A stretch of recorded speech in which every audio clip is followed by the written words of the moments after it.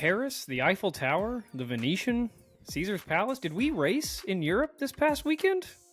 No. We raced in a desert, and that's fine. In America. In America.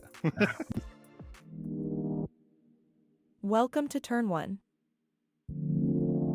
a Formula One podcast.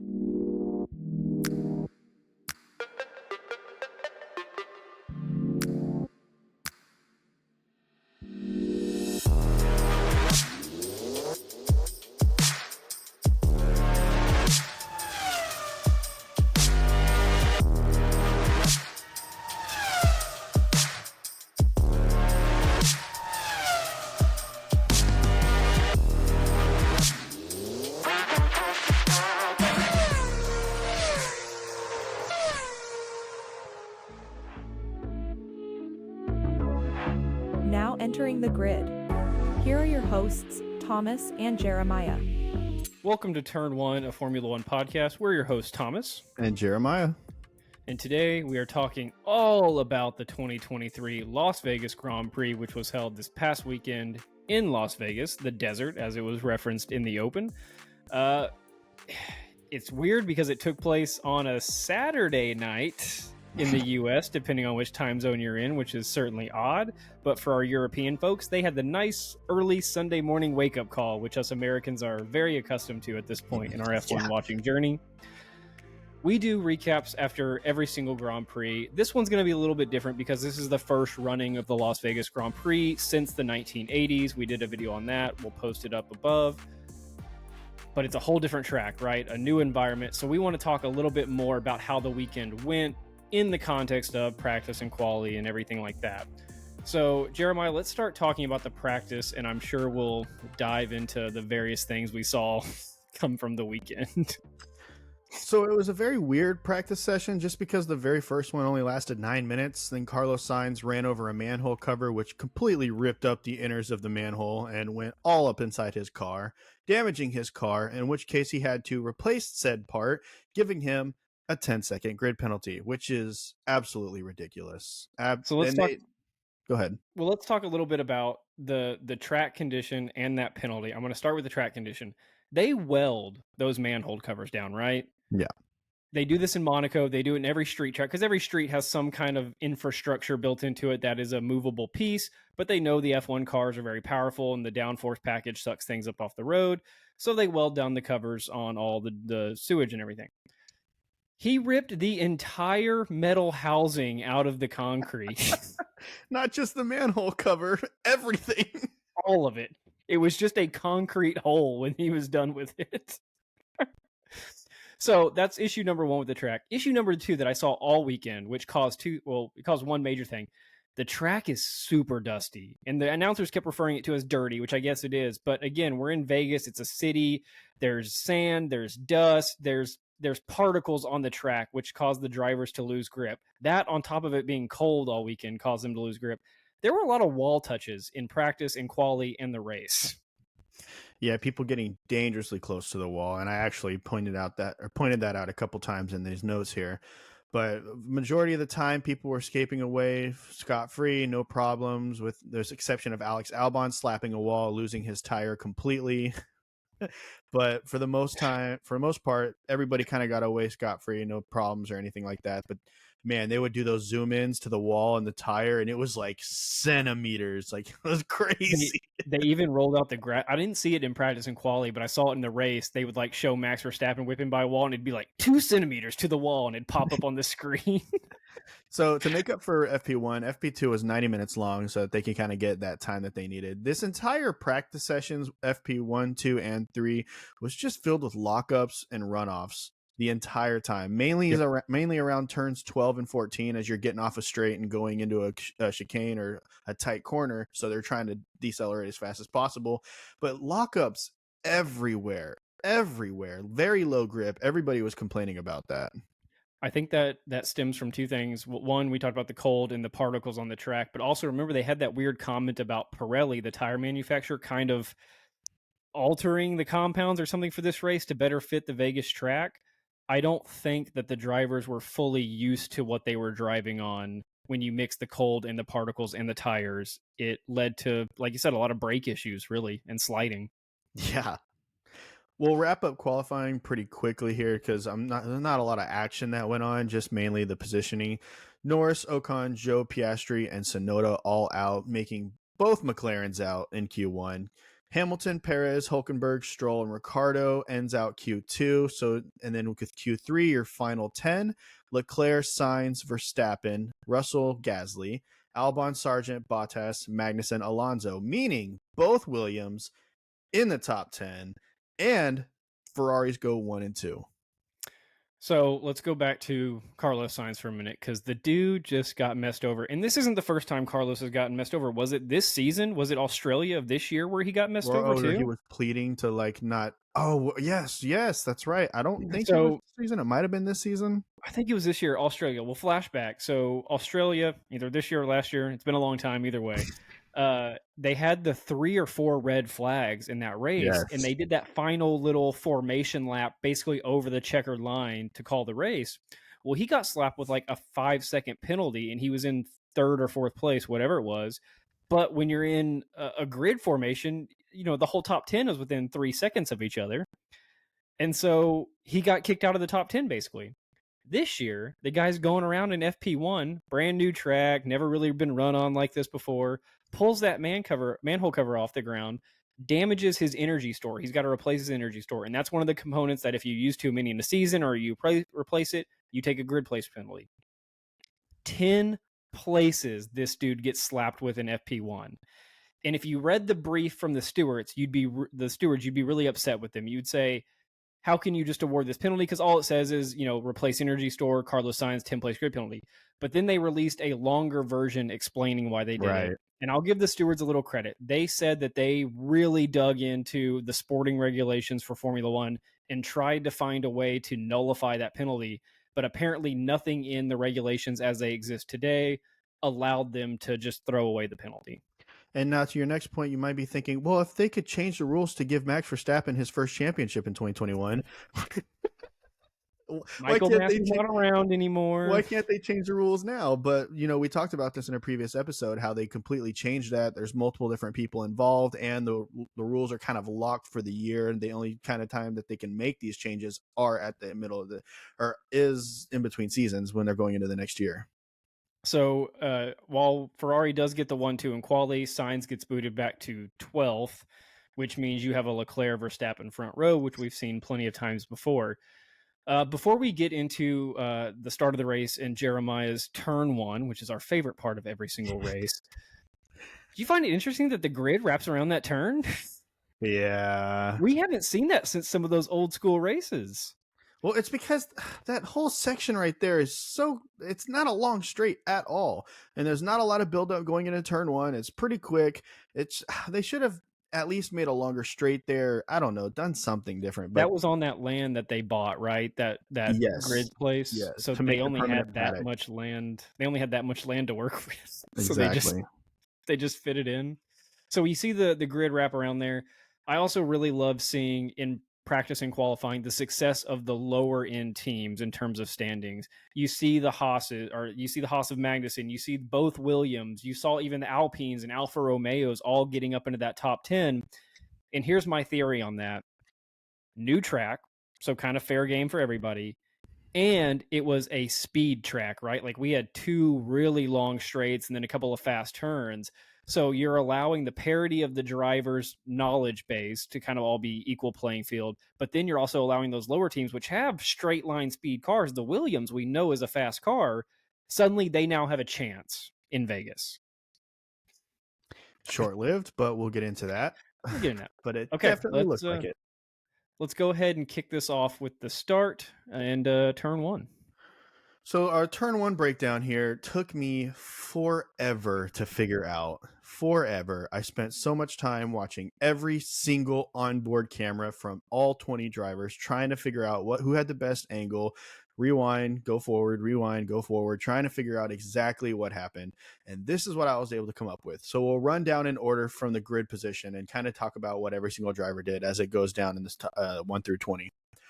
So Leclerc gets forced wide off going into turn one as Max Verstappen aggressively, purposely shoves him wide. Thus, so much so that he goes wide and goes off the track. So now Leclerc's really way off the track. Verstappen takes the lead. Russell plays it safe, kind of stays out of it, brakes, goes inside, stays on the track, just kind of stays there. I don't know. Gasly and Albon are going to hold position. They kind of go around the track, no problems.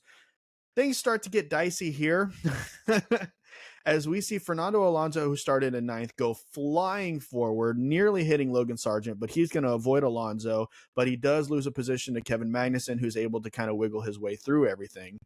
Bottas. This is where it gets bad. Alonso goes wide, locks up, spins the back. Now he's facing backwards on the track. Head-on collision with Bottas, so now he's stuck there. Now we're going to see Perez come up from behind. He's going to slap into the back of Bottas, and we're going to see Lewis Hamilton kind of just trying to get away from everybody, trying to get away from the action. Hulkenberg's flying around the outside at this point. Carlos Sainz comes up and smacks the back of Hamilton, which causes him to turn into Hulkenberg. So now those three people are also involved into this. Carlos Sainz completely 180s, and now he's facing backwards on the track. We see Ricciardo braking early to try and avoid everything. He's going to go wide and then really wide because Hamilton's now trying to get back onto the track. Norris plays it safe. He's going to avoid all danger, but he's going to get held up. Ocon goes inside, avoids everything, just cruises right on through, no problems. Zhou Guanyu goes a little bit wide at first to avoid everything, then cuts in and avoids everything, kind of gets out of the danger zone. Piastri has a terrible start, but because of everything that happened in front of him, he avoids all the traffic, goes inside, gains a couple positions. Stroll gets an amazing start, moves inside, avoids everything, and the same with Tsunoda, who also gets that amazing start, swings inside, and avoids everything. Dang. So, couple things. One, if you want to hear us kind of predict the turn one start, I'll link our preview above if you want to go back and get our thoughts on how we thought this would go, because I'll tell you what, it went exactly how we thought it would. Pretty much. Chaotic. It was a super short run up to a hairpin style turn. You know you're going to have some action whenever you have that kind of setup. Low grip. Turn one is a hairpin. Very short little straightaway. All those factors leading in. This could not have gone any better than I think what it did, unfortunately. And that's exactly what we thought. And you knew it was going to be chaotic too on the formation lap because the camera kept kind of doing that racetrack level camera where you were kind of looking up at the cars and you could see the dust on the track. You could see the oil from because it's like new asphalt in that area too. So you could see the oil coming up. You could see the dust particles and you're like, this ain't about to be. There was a section of the lead up to turn one that was literally just a giant patch of sand. And so some of the cars were spinning out on that, trying to get some traction because, I mean, it's a jump. So you're trying to get off and get those tires to grip and take off. And they're just spinning on sand. I felt so bad. I think that they'll dial this in over the next couple of years of racing here, but everybody got away good. Like off the line, nobody really bogged down. Everybody kind of held position. It was only when they started battling for position into turn one, people that wanted the inside line, fighting for that, people that wanted the outside line. I think the mistake a lot of the outside runners made was trying to go inside and then being forced outside by the inside runners, i.e. Verstappen and Leclerc, immediately going wide. So the other thing that you have there, which we'll get through this as we talk more about the race, but now we're watching Alonso and Sainz, who were kind of middle of the pack. They're now going to have a day fighting and clawing their way back up the pack, which that's going to be interesting. We didn't really know what the damage implications were coming out of turn one. You didn't know what Alonso had. You didn't know what Hamilton or Albon or Bottas. You didn't know what anybody had. Bottas was starting in seventh, man, and now all of a sudden he finds himself way at the back with Fernando Alonso and Carlos Sainz, man. It's horrible. But I will say this, that really got my hopes up for the race because there's been a lot of buildup to Vegas, right? There was a lot of hype, then there was a lot of criticism. The hype was immediately followed by a bunch of criticism. Then you get into the practices and you have the Carlos Sainz thing, and the criticism was rightly justified, right? Them blocking off the walkways, them having the issues in practice, canceling practice after 9 minutes, and all the people that paid to be there being upset that they paid to be there, seeing 9 minutes of race action. So the criticism was justified, and I was worried about the race. I was like, is this going to be just a bad race, and you're going to hear people complain about it for 10 years? That turn one's got some promise for the next couple of years to be action-packed. That's exciting. That's up there with the best turn ones in terms of love it. action now. And I was also glad that we didn't get a red flag, right? You didn't have anybody catastrophically fail. They navigated their way through the turn. They allowed the race to keep going. We did have a safety car, but that's because of the debris. Awesome. Okay, we're not going to do lap by lap, but I do want to point out the couple of things through this race. I want to go through the best battles, some of the incidents, and then some of the key moments. I'm going to quickly run through this battle list, and if there's anything you want to call out, let me know. Magnussen and Piastri on about laps 8 through 10, you had K-Mag dropping spots left and right. Over about 2 laps, he dropped 2 or 3 places, and then suddenly he's fighting back with Oscar Piastri. That was rough to see just because of how high he started, but it is what it is. The Haas was not going to be able to hold up the way that all the other cars are in the distance of an entire race. Pierre Gasly held on to his top 3, top 4 position for so long in this race. So much so that he was battling Russell around lap 10 for third. He was later battling Perez. Everybody worked their way through Gasly, but he kind of stayed where he was until the very kind of end of the race. Sainz and Alonso had a little back and forth there for 16th. Because again, they were booted out at turn 1, and so for about until the pit stops, really, those two were going at it until they could work their way up in the pack. The two Spaniards, Hamilton and Piastri, had a really great battle for between laps 16 and 18. It culminated in pit stops, which saw Piastri come back out in 14th, I want to say, but Lewis Hamilton had a 6-second stop. So instead of coming right back out behind Piastri like he was when they entered the pits, he comes out in 19th place. Yeah, that's kind of rough because you see McLaren with the 2-point-something second pit stop, Ferrari with 2-point-something seconds, Red Bull with the record and also 2-point-something seconds. And then Mercedes, man. Mercedes, you got to be able to keep up with the top runners if you're going to try and challenge for the lead. Especially when you're in a battle with one of them and you enter the pits at basically the same time, then one comes out 5 spots ahead of you. That's significant. Oh, yeah. Zhou Guanyu put the brakes on the world champion for about 5 or 6 laps where he held Max Verstappen 27 seconds off the lead. Max was dogging to get around Zhou Guanyu.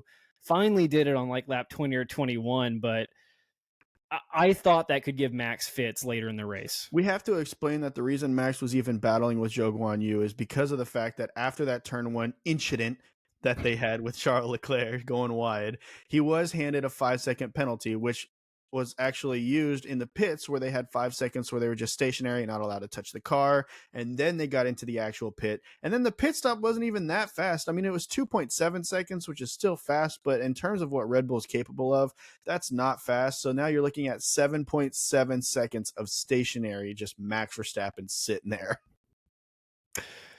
A little bit later in the race, about lap 25, Max Verstappen and George Russell. Here we see aggressive George back at it again. Dude, George stinks at being an aggressive driver. Calm down, man. Just calm down. He's really bad at being an aggressive driver. So you see him and Max going at it, and I think it was at turn 14. George so turned in early on Max, and we've seen this 8 or 9 races this year where George turns in early on somebody and acts like they're not even there and then ends up either ruining his race, ruining their race, whatever it was. In this case, it kind of ruined his more than it ruined Max, that's for sure. He gets a 5-second penalty, which definitely hurt him at the very end of the race. I'm tired of seeing George act like this. He had way more track. He could have braked a lot earlier, swung wide, but instead he just dove in on Max Verstappen. And maybe he didn't see him. There's an argument that he didn't see him in the mirrors, and that's fine. Could have been in a blind spot, but the second you see him, pull back. Don't just charge right into him. At least don't turn early. Turn in your normal place or even run a little bit wide just to avoid the contact, but don't risk taking you and somebody else out. Right. You had the classic French battle, lap 33. Pierre Gasly and Esteban Ocon. Too bad nobody cares. They were just letting him fight. I liked it. They were. There was no, even Crofty was like, "There's no team orders at Alpine." Yeah, yeah, there's not. And then finally, the one that lasted pretty much the entire race, mixing a couple pit stops, Leclerc, Verstappen, and Perez in a fight for first place, essentially, the entire time. Such a great back and forth, man. Where did Sergio qualied? Where? Well, he started the race 11th, down in 11th. Yeah. and he was immediately in a top 3 battle after the first pit stop. We heard the announcers even talk about this. It was a return to form for Sergio Perez as he was just fighting his way up the pack, getting all the way to the front, and then battling for the lead at one point with Charles Leclerc and succeeding for a while there. That was a great, great performance by Sergio Perez. Okay, and I'm going to hold on my theory. I have 2 theories on him that I want to get into in our key moments, but let's real quick look at some incidents. Obviously, turn 1, you had Alonso and Sainz and Hamilton and half the grid. Bottas and Albon and everybody sliding into mess.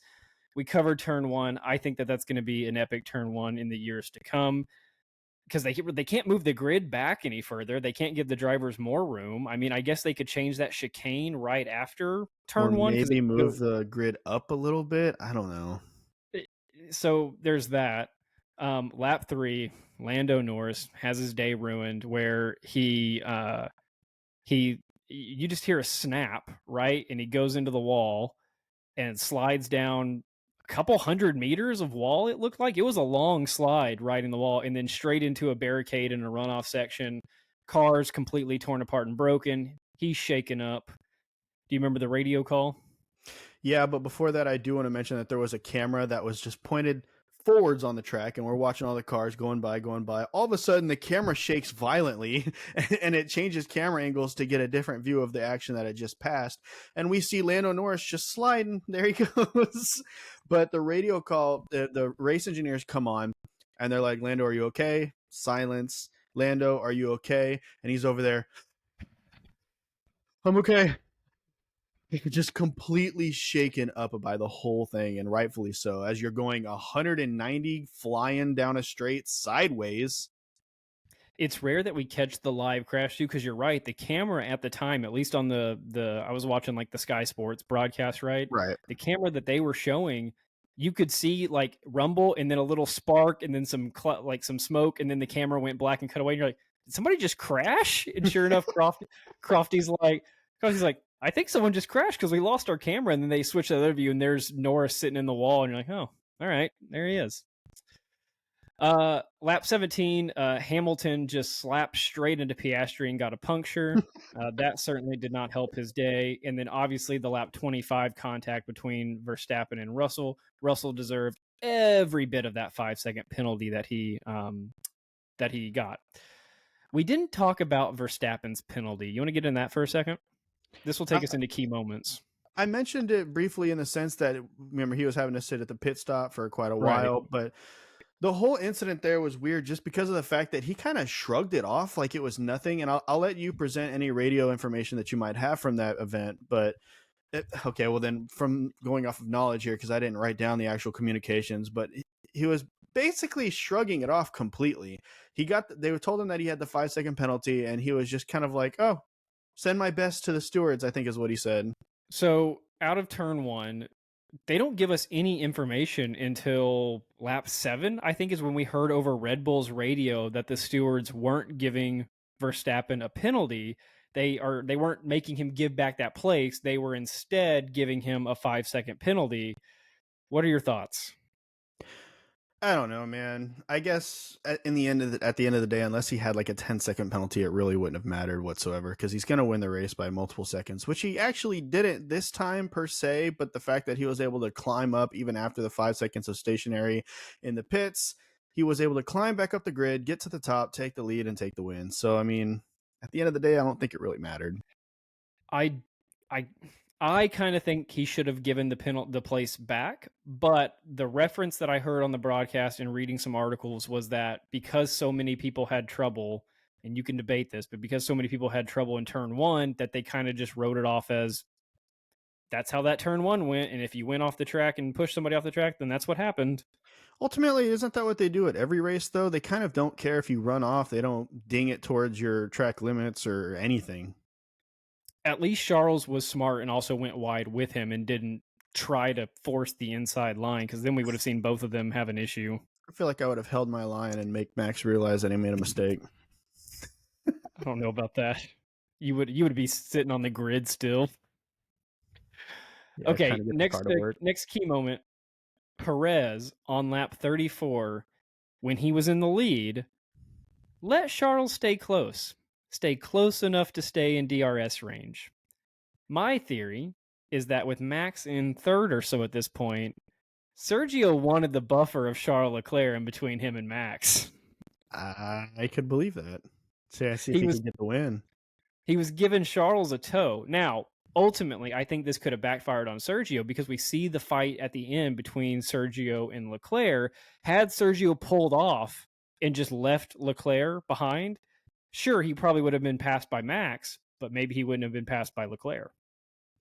Yeah, and it ended up they kind of did a complete swap here as Sergio takes the lead and then Leclerc falls back and Max Verstappen or Leclerc finally gets Sergio again and gets the lead back. Then Max Verstappen takes Sergio and now Sergio is the last of the whole trio right there. And then Max finally gets Charles and now they're in between. And then Charles and Sergio have a battle at the end. But I think you had a couple of theories on how that ended. Yeah, so we can actually do that one next. So my thought is this was obviously on lap 50. Leclerc took second place back from Perez at turn 14, which turn 14 was where probably 50 or 60% of the overtakes were in this race. That goes up there now with the best overtaking spots in F1 because it's not a pure, left-hand turn. It's a left-hand turn into a little right-hand turn, and you kind of have to weave back and forth. So it's a very cool visual. But Perez kind of just let Leclerc by. He could have defended a little bit more, could have taken a little more aggressive line. Obviously, Leclerc had DRS, but my theory is that they were telling Perez on the radio that his fight wasn't with Leclerc. And I don't have the radio calls to back this up. But remember, Sergio is trying to lock in second in the drivers. He just needed a 6-point advantage over Lewis Hamilton to lock that in. And at that moment, him dropping to third allowed him to keep a 6-point plus advantage on Lewis. Why fight it? Yeah, I had this wrong when I just described it. I was saying that Leclerc was ahead of Perez. No, Perez was actually in the lead. Max passed Leclerc, and then Max passes Sergio. Right. I had that completely wrong. And, they were even telling Max to back off. He backed off a full second so that he could give a tow to Sergio. He wouldn't have gotten DRS because he was still out of a second. It was like 2 seconds, I think, or something like that, 2.5. But hopefully he could pick up some kind of tow so that Charles Leclerc would have to battle a little bit more. Dude, I was standing up off the couch. I was cheering him on. I was like, go, Charles, go! I was saying, vamos, Checo! But again, I think Sergio could have defended. He is the minister of defense. He's still got that skill, and he is also the king of street races, which I think we saw, like you said, a return to form. Every time he gets on a street track, he has a pretty decent result. He could have fought the Charles thing, but again, why risk taking yourself out of the whole race? Oh, sure. Because next week, he's still going to go out there and compete for points, but he doesn't have that looming over him that Lewis can get ahead of him. He's now locked in second place in the drivers. And by that thing looming over him, you mean Christian Horner and Helmut Marko. In a future contract. Okay, I've got 2 more things to talk about before we get into winners and losers and wrap up.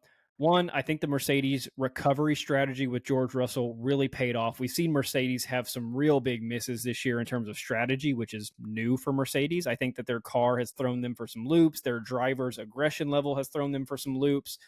So obviously George had that issue with Max. Lap 25 was it, and he maybe took some damage. He had the penalty that he had to recover for.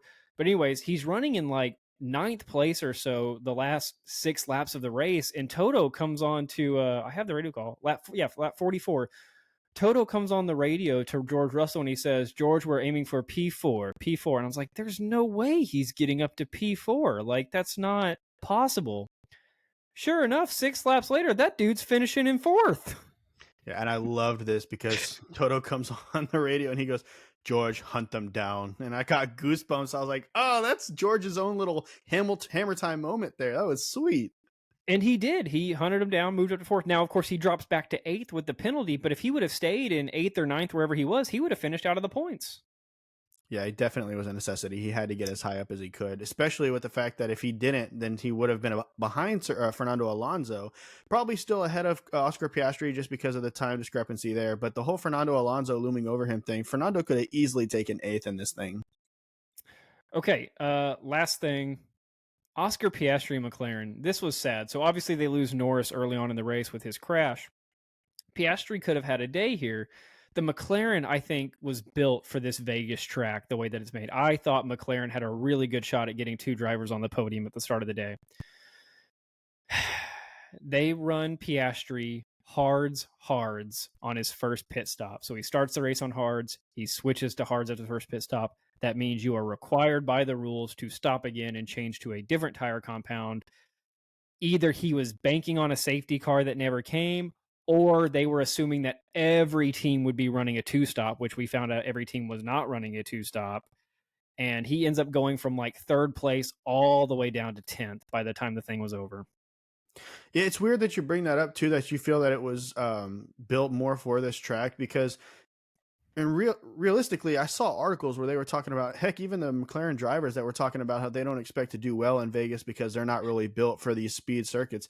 But honestly, they did really good. They did really good. And I feel like with the fact that Oscar Piastri finished as high as we know that he's still not on Lando's level, even if it's very microscopically, meaning that Lando Norris probably would have been up here in this battle as well, maybe even for the fight for the lead, if possibly. But that's just weird that you say that, because there were the reports of them not being able to do well on circuits like this. But ever since they rolled out that upgrade package, their car has done better in speed. Like their car at the start of the year was slow. Oh yeah, it was so all slow. around. So they improved the speed and they can corner fast. They're not as good as in the technical areas, but this is a fast turning track, and their qualifying results to me were shocking. Yes. And then obviously Lando crashing out, and then Oscar running the hard. Now the hards were the preferred tire, but the McLaren pit wall has to do a better job at feeling out where the race is going to go. And I'm sorry, but you can't have a guy sitting in 3rd with 6 laps left banking on a final safety car. Like, people just aren't pushing it to that limit, you know? So rough day for him. Let's get into winners and losers. I'll start with winners. Give me Max Verstappen, because obviously, even with a broken wing for like 25 laps, doesn't matter. Doesn't matter at all. Give me Charles Leclerc. Yes. Pretty much taking the podium here, and Sergio Perez, because those 3 all had just a really good day driving. They were aggressive when they needed to be aggressive. They worked through issues when they needed to work through issues. You had Max working through a broken wing. You had Charles working through getting pushed off the track at turn 1 and staying ultimately in P2 for the race. And then you had Sergio, who's just had a really tough back half of 2023, getting back onto that podium and locking in his 2nd place finish in the drivers. So for my winners, I definitely want to go ahead and agree with you on the top 3. Those were going to be mine as well, with the Max, Charles, and Sergio for the same reasons. Charles with his awesome performance here. Max with his getting all the way back in like 14th because of that pit stop and just battling his way back up. Didn't even matter. Didn't affect him whatsoever. Taking the win. Sergio with his return to form. But give me Lance Stroll finishing in 5th for Aston Martin. What a move. This is now back-to-back 5th place finishes for him as he finished 5th in Brazil. I'm liking the form that I'm seeing from Lance Stroll. What do you attribute that to? The kind of recent resurgence of Aston Martin? No idea. Because we were so surprised in Interlagos, Sao Paulo, when Aston Martin just showed up out of nowhere. Like, they'd been in the middle of the pack for this entire back half of the year, and suddenly they're back just like they were at the start of the year. I have no idea how they pulled this off. I haven't seen any reports of them bringing upgrades, as I'm sure they're starting to focus on next year's car. I haven't seen any talks about setup changes. I genuinely do not know where this return to form is coming. Maybe these types of tracks just really suit their car, but whatever it is, they have been cooking. And I feel like with Fernando Alonso getting back up into 9th after everything happened and he was all the way back at the back of the grid at the start of the race, I feel like he would have been up there as well. We could have seen both Aston Martins possibly in the top 5. What a performance. I've got 2 losers for you, and they are both constructors. Okay. McLaren. Yes. You had Norris crash out, and you ran Oscar on a terrible pit stop strategy. Sorry. And Williams. I had such high hopes for Williams. Guys, we have been cheering on Alex Albon all season. He qualies 5th, moves up to 4th to start the race. No, sorry, he stays in 5th because Sainz was already below him. You have Logan Sargent quali 6th? The dude that's got, what, like a point? He quali 6, and they didn't have any issues. They didn't have any mistakes. They just slowly got eaten up by the other cars. Yeah, very rough day for Williams. I hated to see that. I really hated to see that. I'll go ahead and give you my losers. We're pretty much right on pace here. My winners were the top 3 that you listed and talked about. My losers are exactly that, McLaren and Williams, for the exact same reasons. But I'm going to throw in some other mixes here, and it could just be because of the car itself. Give me AlphaTauri because they finished 18th and 14th. They did not have a day at all. On top of that, also give me Zhou Guanyu because Valtteri Bottas was clear up there, and Zhou was pretty much nowhere to be found anywhere in this race. But for my final losers, honestly, give me Mercedes. Ouch. Give me Mercedes because, again, as the second best team on the grid, supposedly, and it's showing in the constructor standings, they finish in 7th and 8th. Behind everybody, I'm talking about behind Esteban Ocon of the Alpine. I'm talking about behind Lance Stroll of the Aston Martin, behind a Carlos Sainz that had to start in 12th and spun around on turn 1. Where is Mercedes? Where? So we get the final race of the season, Yas Marina, Abu Dhabi, coming up this weekend. Oh, yeah. I am pumped because obviously first place and second place in the drivers is locked up. First place in the constructors is locked up. But check this out. Mercedes in second in the constructors at 392. Ferrari in third at 388. We have a battle for second place in the constructors. 4 points separates these guys. And then you look down one notch from there, you've got McLaren in fourth at 284 and Aston Martin in fifth at 273. That's 11-point gap, a little bit more, but still, if you have one driver DNF or finish out of the points, you're talking about a one-on-one battle between these teams and their drivers. So we have pretty much 2 through 5 in the constructors wide open as we go into the final race of the year, which is going to be really fun to see the aggression level because this is the last race of the year. You put it all on the line, right? If you're going to take up a spot, you're going to take that spot. We're going to see a lot of action in this last race. Definitely. Okay, let us know your thoughts on the Las Vegas Grand Prix. Is it here to stay? Is it here to go? Probably here to stay, but let us know. Guys, if you think that Mercedes still has a chance to win the Constructors' Cup this year, let me know because I think I agree with you. They're down 430 points. They can only get like 40. All right, guys, we'll see you. Bye, guys.